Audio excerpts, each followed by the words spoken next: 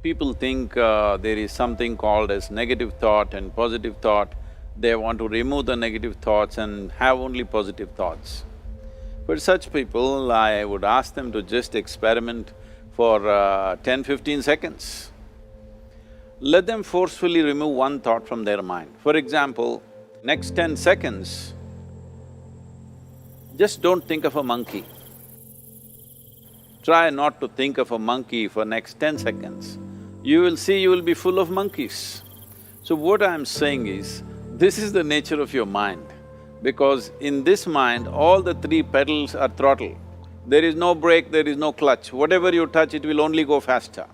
In this kind of mind, people have been taught from moral teachers and religious teachers, do not think about bad things. Well, since then it's been a full-time job. So there is no way you can handle the mind like this. This doesn't need any great enlightenment. If you spend 2 minutes with your eyes closed, you will realize you cannot do anything forcefully with this mind. So, I want to remove negative thoughts.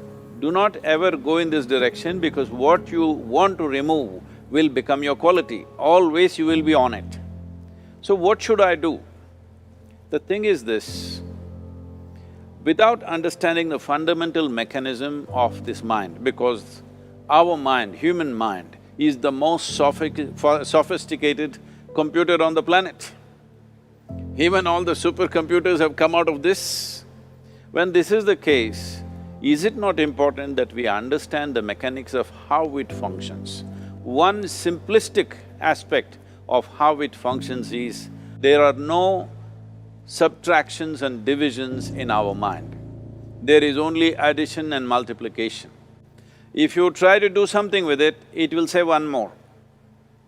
If you try hard, it will multiply into many more. In this mind, you don't try to identify what is positive, what is negative and try to remove it. First of all, one needs to understand, this mind of yours, this body of yours is supposed to serve you.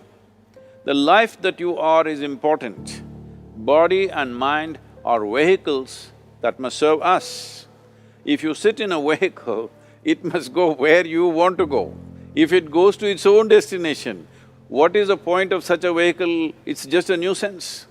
Right now, most human beings are unfortunately experiencing this fantastic possibility of human mind as a nuisance, as a troublesome thing. Well, this is the most beautiful thing you have. It's just that you need to pay little attention as to how it functions. One simple thing is this. First and foremost process is, that's why we put out this process called Isha Kriya. This is to distance yourself from your physiological and psychological process. There is something called as you which exists. This is not a composite of all your thoughts and emotions and physiological processes. Beyond that, there is you. If you close your eyes, even if you cannot see anything, you're still there. It is through the window of your eyes that you're looking out, but if you close your eyes, it doesn't mean that you don't exist, you still exist. So beyond your thought, you still exist, beyond your emotion, you still exist. So that you, the life that you are, this has to come into your experience. Why is it that you're not allowing that to come into your experience, which is the most significant aspect of who you are? Who you are right now, the most significant aspect is, you and me are alive right now, this is it. What I'm thinking, what you're thinking is not the important thing. We are alive right now, that is the important thing.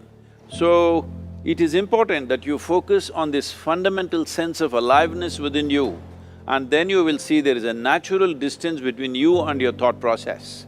Once there is a distance between your psychological process and your physiological process, this is the end of suffering. Because there are only two kinds of suffering that human beings go through, physical suffering and mental suffering. Once you create a little space between you and your mind, between you and your body, this is the end of suffering.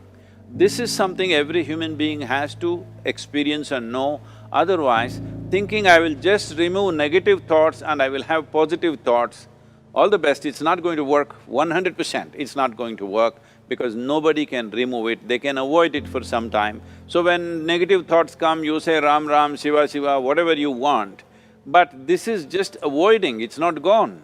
The moment you stop that, it will pop back with great force, otherwise it'll come back in your dreams.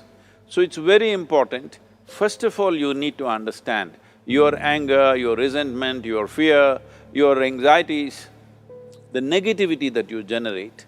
Generally resentment, anger, it is always directed towards somebody. But we need to understand this is poisons that we are drinking and expecting somebody else to die. Fortunately, life doesn't work like that. If I drink poison, I die. If I drink poison, you don't die.